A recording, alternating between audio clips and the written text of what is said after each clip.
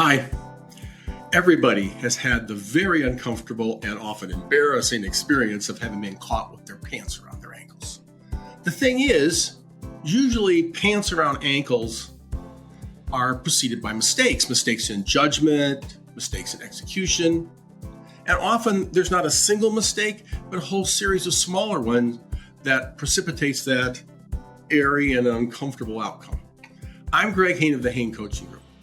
This podcast is about helping you prevent those experiences, and in it, I'm going to answer questions you've asked, questions that you haven't asked but should have, and otherwise share some ideas that are designed to keep those pants of yours buckled firmly around your waist. So let's see what I've come up with for today.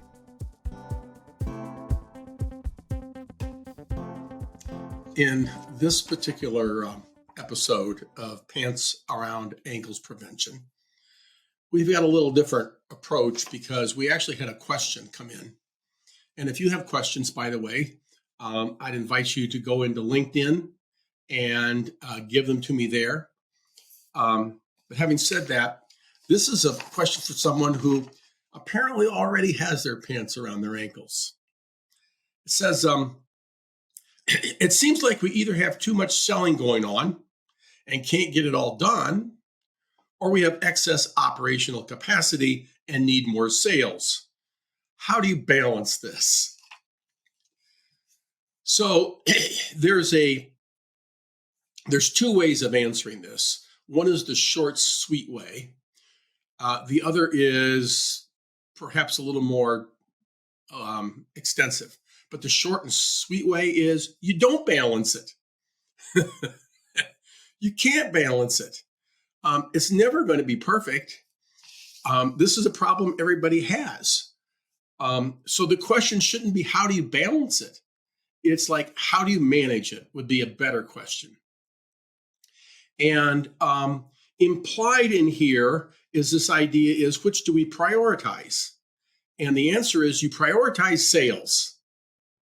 You always prioritize generating revenue. When the people I work with, most of them are contractors, and you know what when they go into business, you know what they don't do? They don't go buy 5 cranes and 15 pickup trucks. They wait until they need them. Okay, they go sell stuff, and then they operationally fill in what they need to make it happen. I had a contractor reach out to me. This has been 10 years ago. I knew who the contractor was. I'd never done any business with him before. He was talking to me because he wanted me to help him grow his service department.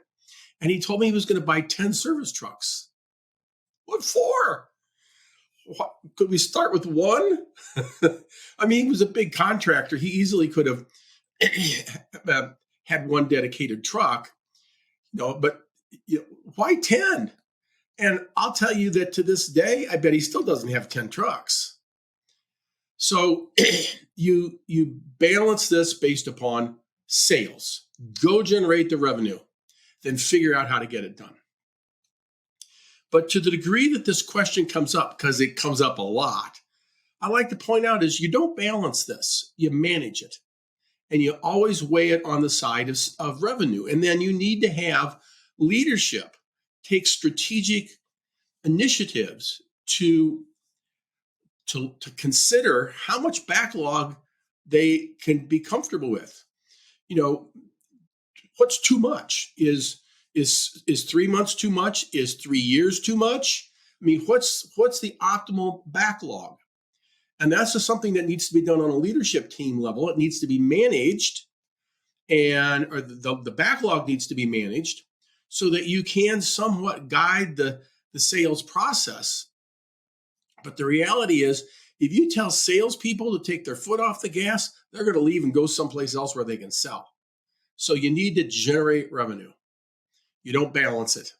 You manage it. Hope that helps. Hope that brings perspective. And if it does, and if you found this helpful, you might subscribe to this podcast where we have other ideas that also might help you keep your pants firmly buckled around your waist rather than around your ankles.